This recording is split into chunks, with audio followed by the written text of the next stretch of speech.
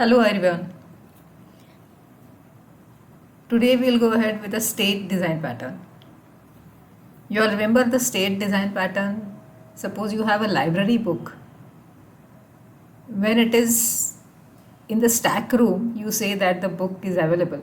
So when the book is available, what is it that you can do? You can check out the book. That is, a member can borrow the book and take it away from the library. So when the member borrows the book, it goes into the checkout state. And when the member checks in the book again, or when the member returns the book goes into the available state. So initially, when it is available, then only you can check out. And when you check it out, it goes into the checkout state. That means it is not available in the library. And when you check in, it is again made available. So what is the way in which you will be able to show this through a diagram? You will be able to show this through a diagram which we call as a state diagram. Now that state diagram pertains to a single object, which is a book object. So initially when you instantiate the book object, it will have the state as available. And when a member borrows the book, it will have the state as not available or checked out. When the member returns the book, it will again have the state as available. So this you can represent using a state diagram. You all can recollect what is the state diagram. State diagram will have certain rounded rectangles which you will call as states, and the state diagram will also have certain joining lines which you call as the transitions. When we studied the state design pattern, we said that it is also possible to map the changes in the state, and as per the changes in the state, the change in the behavior of a particular object using what we call as a state diagram or state chart diagram. And if we convert this state chart diagram into a code, what we find is we end up coding an if-else ladder.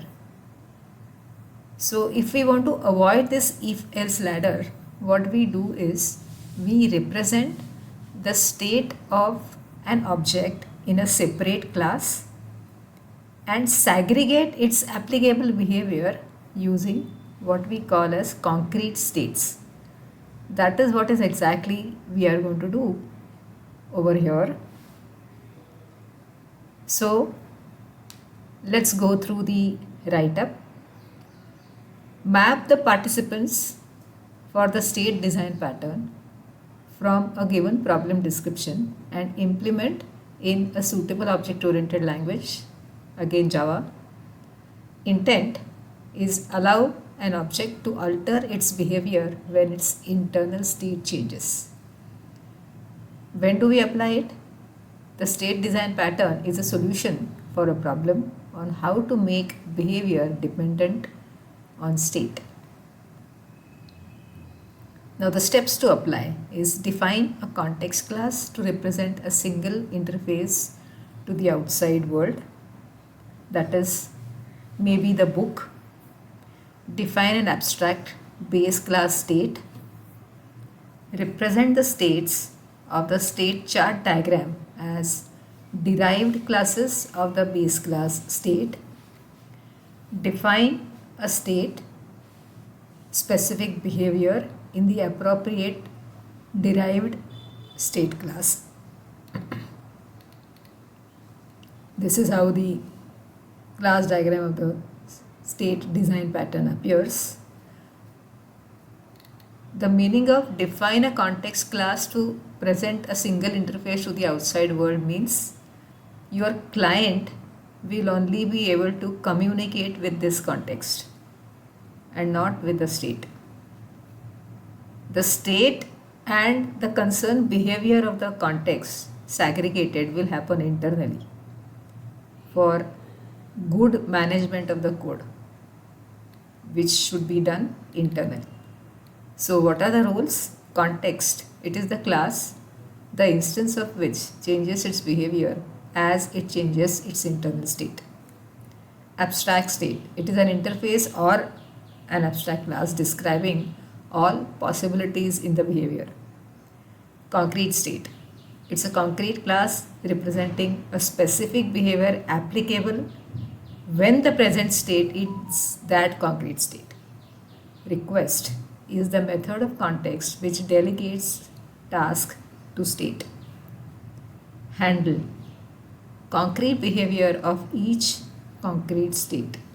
So request will happen via this delegation, which is state.handle, and this is what exactly you are going to do in this particular problem statement.